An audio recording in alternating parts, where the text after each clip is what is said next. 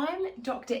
Joan Nelson, and today I want to talk a little bit about the concept of seniority and the experiences that people gain while they're on parental leave. So I've spoken with a lot of people. Well, my research is all based on the experiences of working mums, so I've spoken to a lot of people about this, and some of the people that have talked to me about their experiences of being a working parent, mostly these are mums, but I've also interviewed a lot of dads now as well.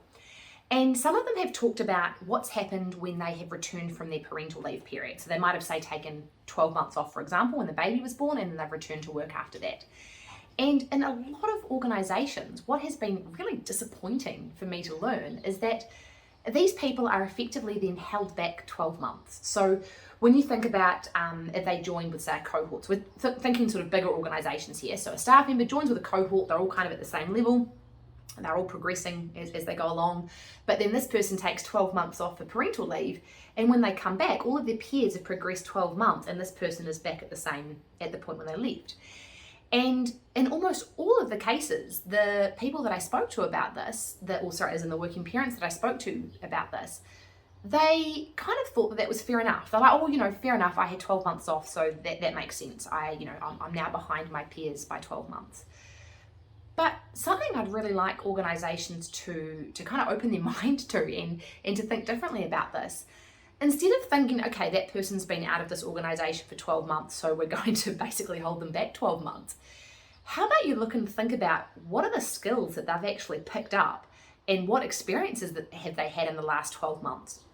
So some of these things include time management, right? So for anyone who's had children, knows that trying to manage time with kids, it's really hard, right? You're sleep deprived a lot of the time. Just leaving the house is a chore. It's not that easy just to get in your car and leave the house. You've got to do a whole lot of other things to sort out the baby, or you might have older children as well. And so you actually become really, really good at time management. You become really organized, right? So parents are really good at making sure that their car is full of snacks, that they've got kind of like a bag ready to go with, all the nappies, all the wet wipes, ready to go, change of clothes, all that kind of thing. So all of that means you've actually become really good at being organised. The other thing, if you think about this, is especially with perhaps children that are a little bit older than a baby, is negotiation. So, negotiating with children, especially sort of toddlers, preschoolers, is really hard. So I've got a 15-month-old and we've got a 4.5-year-old. And so, our two children definitely test us when it comes to negotiating. The other one is control. So I'll be honest, I'm a bit of a control freak. I like to know where things are. I'm a bit OCD. And so I have to learn to let go of some control being a parent. And that's hard learning that, but actually that's quite a good life lesson. I'm not saying that I'm perfectly chilled out with the reins let go of now. I wouldn't describe my personality like that, but I certainly have learned to let go a bit more and to accept that I can't control everything. And having children has absolutely enabled me to progress in that area.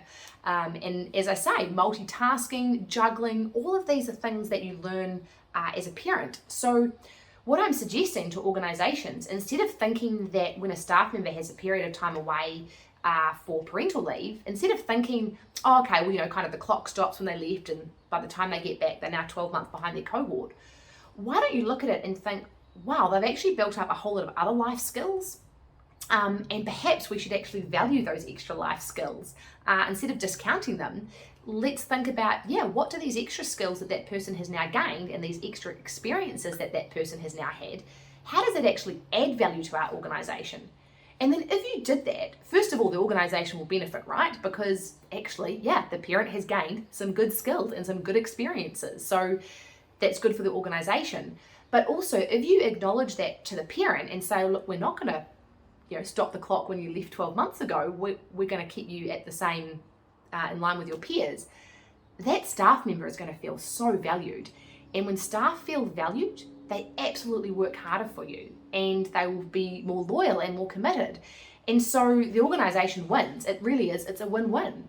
Don't discount the period of time that parent had away with their children. Count it. Understand, value what they've achieved, learned, gained during that period. And if you do so, you as an organisation will benefit and so will the staff member. Thank you very much.